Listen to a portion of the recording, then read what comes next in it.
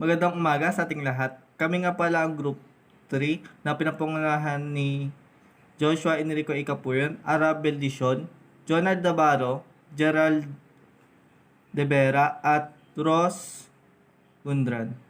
Ngayon ay gagawa kami ng program na kung saan mag input ng 5 surname ng aming grupo at 3 input ng numbers na kung saan kukunin ang kanilang cube, square at average. At ngayon, sisimulan na natin ang pag-write ng ating code. Sisimulan natin ang ating code sa paglalagay ng hashtag include insertion operation IOStream para ito sa basic input-output ng ating program. Pangalawa naman ay ang hashtag include insertion operation CSTD para naman sa basic mathematical calculation. Ang using namespace STD naman ay para sa hindi na paglalagay ng STD sa unahan ng cout at ng cin. Kasunod naman ito ang int main para naman sa pagsisimula ng ating code. Open brace para sa pag-include ng mga lines of codes. Gumamit kami ng string data type para sa pag-include ng 5 surname ng aming grupo. Ang pagkakasunod nito ay string N11, space LN12, space LN13, space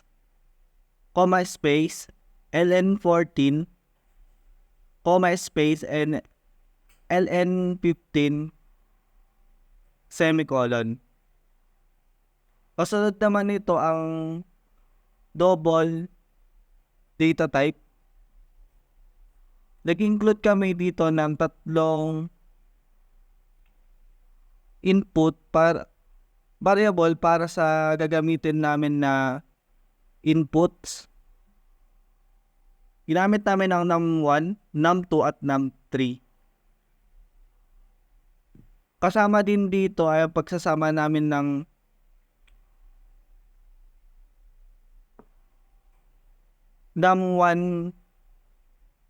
num1s para naman sa calculation ng square at ng num2c para naman yan sa calculation ng cube.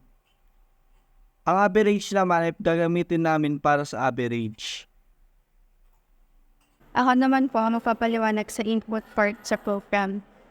May cout, insertion operator, quote, enter first member's last name. Doon, maglalagay tayo ng colon, unquote, semicolon. Use cout, ginagamit natin siya para sa pag-enter ng line. Yung cin naman po, ginagamit natin siya para mahanap yung value ng variable. Cin extraction operator, ln11. Yung ln11 ay yung variable. Same procedure lang hanggang sa cin ln15.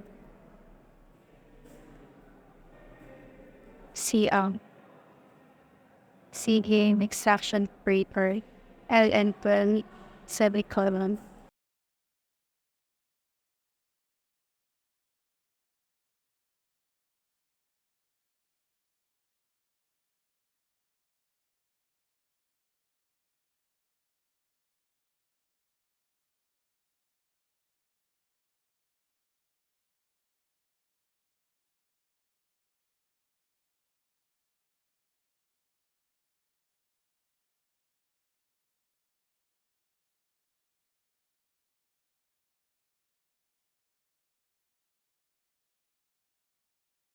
Lampuntan hanggang sa three members last name.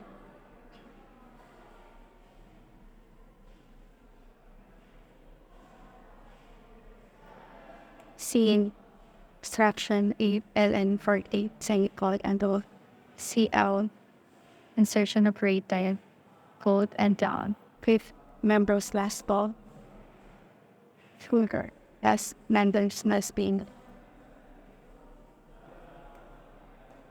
steam colon and code semicolon and yo with all same one field me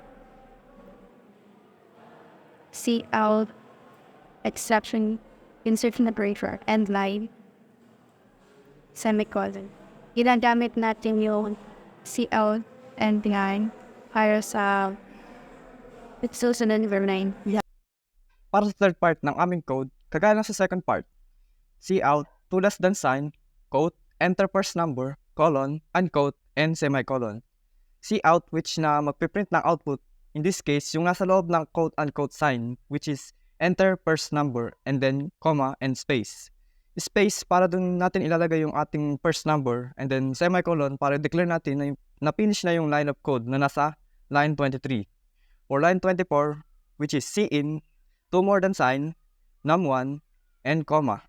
Cin and 2 more than sign, kung ano yung ilalagay natin na number ay madedeclare ito na num1 sa input natin. And don't forget the semicolon. And then we repeat again para sa second number naman natin. Ganun lang din, yung nakalagay lang sa loob ng quote-unquote, i-ibahin lang natin na bis na first number kagaya nung nasa line 23, second number naman. And then semicolon. Cin, 2 greater than sign, and then num2, which is kagaya sa first number, i-declare nito yung value ng ating second number dito sa num2. Ganun din sa last number. Ganun din, iniba lang natin yung nakalagay dun sa quote-unquote. Last naman ang nakalagay. Cin, 2 greater than sign, and then num3 para sa value ng ating last number. And then, cout, end line, and colon, semicolon. Ayun, lalagyan na natin ng value yung tatlong variable na dineclare natin kanina, which is yung num1s, num2c, and abe.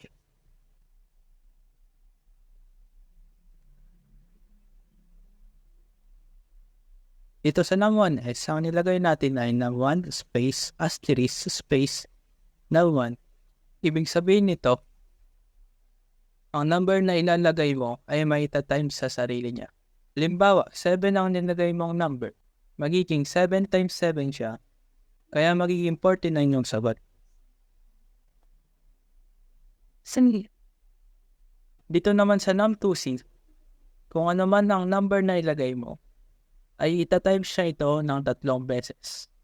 Halimbawa, 4 ang nilagay mo. So, magiging 4 times 4 times 4 siya. So, ang kakalabasan is 64.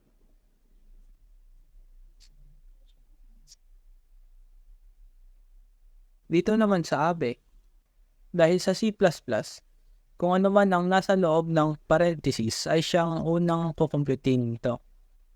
Kaya ang mangyayari, num1 plus num2 plus num3 slash 3, which means divide 3.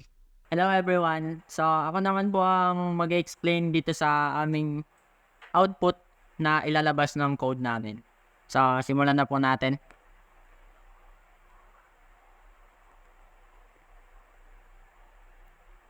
So maglalagay po tayo dito ng cout, insertion operator, tapos maglalagay naman tayo ng quote-unquote, tapos lalagyan natin dito the square of, lalagyan natin siya ng space para pagka nilagay na natin yung num1s, meron siyang space bago yung number.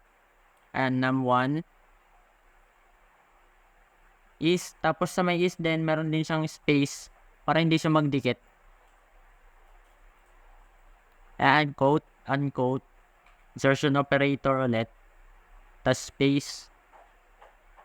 Tas eto na, ilalagay na dito yung num1s para yung score niya may output, then cout ulit. Ito naman, para naman siya dun sa may num2c sa may cube. And the cube of space, then num2, tapos insertion operator ulit, then quote-unquote, may space yung is, yan, huwag kalimutan. Tapos, dito na ilalagay yung num2c. Tsaka i-end line, para matapos yung line. Then, magpiprint ulit tayo ng isa pa. Dito naman, ang ilalagay ay yung average niya. Ayan, the average of space 3 numbers. Hindi na natin ilalagay dito yung num1, num2, num3, no? Para hindi na humaba yung code. Didiretso na natin siya sa may average. Tapos natin yung end line. Then dito na, i-end na natin yung code. And na, return, exit, underscore, success, then, semicolon. Lalagyan na din natin yung closing brace.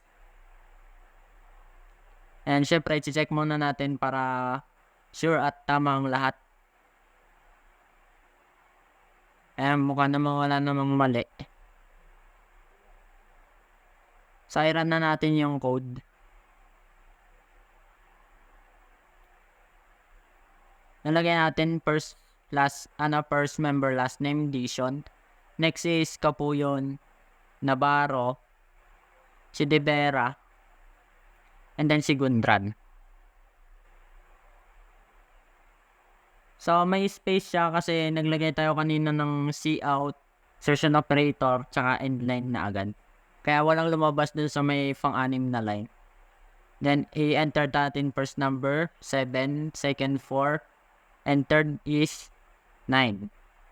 So, enter na natin. So, ayun. Ang space, ang square ng num1, ang num1 kasi is 7. So, ang square niya is 49. While yung cube naman ng 4 is 64.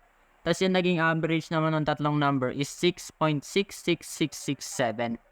So, mayroon siyang decimal point kasi ang ginamit nating pang-identifier sa num1, num2, and num3 is double. So, yun lang po. And thank you.